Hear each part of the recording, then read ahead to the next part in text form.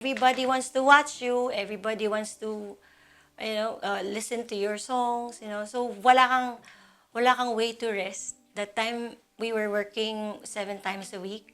Kulang na lang mag-donate kami ng dugo sa hospital.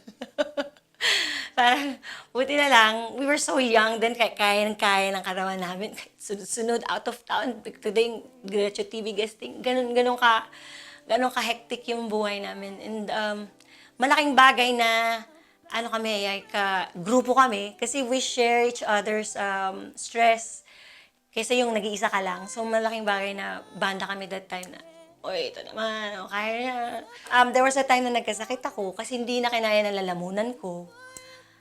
Nagkaroon ako ng acute laryngitis, kasama yun. Talaga sa buhay ng isang singer, kasama talaga yun. Kasi there come a time na masustain mo yung lalamunan mo, wala kang magawa. You want to please everyone. Kaya kahit boses manok ako noon, kinakanta ko pa rin.